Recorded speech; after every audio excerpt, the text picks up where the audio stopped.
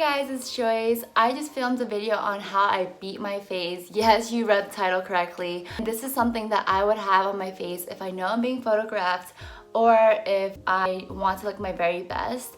I'm trying this whole YouTube thing out, so if you like it, please give me a thumbs up. It would mean a lot. Subscribe and leave a comment down below on what you want to see next.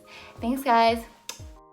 Alright guys, so we're going to start off with some sunscreen and some moisturizer. Don't forget to do this because this is our base. Next you want to go in with your primer, and I'm using the e.l.f. Poreless Putty Primer. You want to place that in areas where you want to smooth things out and make the foundation stick. So I'm putting it underneath my eyes, my smile lines, my nose, and even my T-zone. This primer has been such a great addition to my routine because it would fill in my eye wrinkles and make them less visible, especially in photographs. Alright, let's go on with our foundation. This is my first time using the IT Cosmetics Oil-Free Matte Foundation, but I'm loving it so far because it has SPF protection. Premature wrinkles? Never heard of her. So let's dot that all over your face and blend it out with a beauty blender, and don't forget your jawline. I'm going in with two concealers today because for some reason I like to layer them. So I'm using the IT Cosmetics Bye Bye Under Eye Concealer, and it's super thick, so a little goes a long way.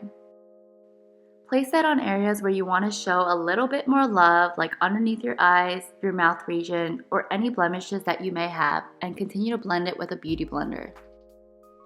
Now we're going to go in with our second concealer. This is the Maybelline Fit Me Concealer, and I love it because it's light enough where you can add multiple layers and it won't get cakey.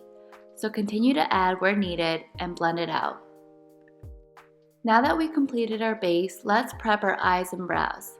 I'm using the Too Faced Shadow Insurance Primer, and I can't tell you how long I've had this thing because it lasts forever. I like to coat my brows with a clear gel because it adds more texture, so I'm going to comb it through and wait for it to dry. Recently I've been loving glitter shadows, and I've been getting so many questions on which one I use. This one is from Peri Para, and it's packed with glitter but subtle enough to add a cute sparkle to your look. For eyeliner, I'm using the NYX Gel Liner in dark brown. I used to use a lot of black liner back in the day, but I found that it was a little too intense for a daytime look.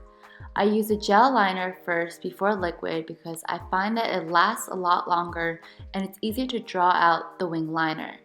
So what I do is I outline the lid, draw a line extending outwards, and connect the two.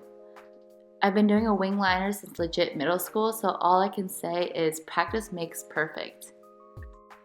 Now I'm going to go over that outline with a liquid liner. This is one from Heroin Make, and the felt tip really intensifies while sharpening the eyeliner. So for the brows, I like to do a similar process, which is to outline the brows with a pencil to get that desired shape. Don't worry if it looks a little too drawn in because we are going to blend it out with the spoolie. What's scary is that once upon a time, I actually left my brows like this, and trust me, I learned the hard way. Okay, so once you're happy with the shape, we are going to make the brows more natural and fluffy looking by adding a brow gel. The key is to add it to the ends of the brows and to not touch the front so much. This one is closer to my hair color, so this adds more depth and makes everything look more gradients. The key to every beat is to bake your face. I love the Jeffree Star Cosmetics setting powder because 1, it smells like cotton candy, and 2, it makes your skin look absolutely flawless. I'll pick up the powder with a brush, tap off the excess, and press that into wherever I want that extra staying power. We are going to leave that on there for a few minutes. My favorite part of every routine is to contour my face. I'm going to take this Morphe bronzer and highlighter duo, and with a light hand, I'm going to start chiseling away.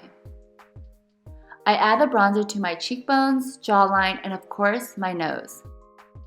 Also, I focus on the top of my forehead because if you're a part of the larger forehead club, hi, welcome. This helps it make it look a lot shorter.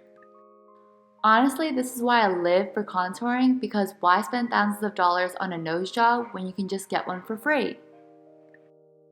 So I apply the bronzer to the sides of my nose and start blending like crazy. Make sure to also blend upwards to get the appearance of a thinner bridge.